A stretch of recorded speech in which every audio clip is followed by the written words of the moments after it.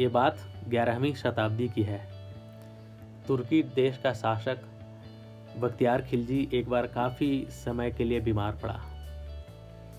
वहाँ के वैद्य इलाज कर रहे थे बट वो ठीक नहीं हो पा रहा था। लोगों ने सलाह दी कि हिंदुस्तान से आचार्य राहुल श्रीभद्र को बुलाया जाए उसके इलाज के लिए, पर उसे यह बात पसंद नहीं थी कि उसे हिंदुस्तान का वैद्य इलाज करे। बट जब उसका स्वास्थ्य ठीक नहीं हुआ तो उसने बात मानी और आचार्य श्री राहुल श्रीभद्र को बुलाया गया। बट उसने कंडीशन रखी कि वो किसी हिंदुस्तानी दवाई से इलाज नहीं करेगा। साथ ही यह भी कंडीशन रखा उसने कि अगर वो ठीक नहीं हुआ तो वो आचार्य की हत्या करवा देगा। तो आचार्य सोच में पड़ गए और फिर उन्हें शर्त मान ली और उसको कहा कि आपको ठीक होने के लिए एक कुरान के कुछ पन्ने हैं जो कि आप रोज़ पढ़ा करें। पता चला कि आचार्य ने उस कुरान के पन्नों पे औषधि का लेप लगा दिया था और कुछ समय बाद वो बख्तियार खिलजी ठीक हो गया। बट ग्रेटफुल होने के बजाय उसे यह बात पसंद नहीं आई कि उसको तुर्की के कोई वैद्य इलाज नहीं कर पाया और हिंदुस्तान के वैद्य ने उसका इलाज किया। इस बात से वो आहत होकर के जेलस की भावना से उसने डिसाइड किया कि इस ज्ञान का जो सोर्स है उसे ही जला दिया जाए, उसे ख़त्म कर दिया जाए। और वो ज्ञान का सोर्स था नालंदा यूनिवर्सिटी। नालंदा जो कि बिहार का एक ज़िला है। आचार्य श्री राहुल श्रीभद्र नालंदा यूनिवर्सिटी के प्रिंसिपल थे। बख्तियार खिलजी ने आदेश देकर नालंदा के सारे लाइब्रेरी 3 लाइब्रेरी को जला देने का आदेश दिया। उसमें लाखों की संख्या में किताबें थी और आग 4 से 6 महीने तक जलता रहा। कई लोगों को वहाँ पे जो स्टूडेंट थे, वहाँ के जो बौद्ध शिक्षक थे, उनकी भी हत्या करवा दी गई।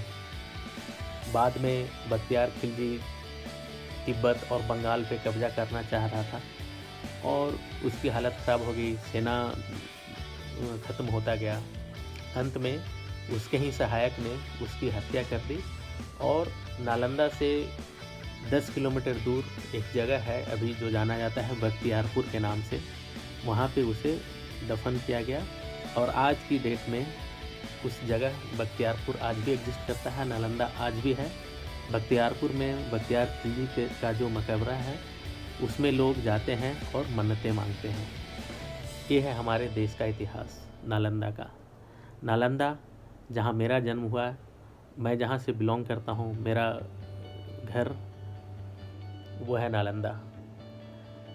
इस बात से को जानकर, हिस्ट्री जानकर मैं भी बहुत आहत हुआ कि जो ज्ञान का मंदिर जहाँ पे कि तिब्बत, चीन, कोरिया के लोग पढ़ने आते थे, उस समय भारत विश्व में पहला एक ऐसा देश था जहाँ पे कि रहने और पढ़ने की व्यवस्था थी।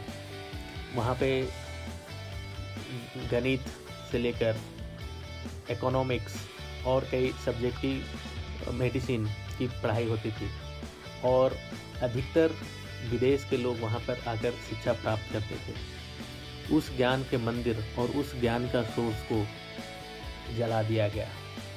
ये है इतिहास।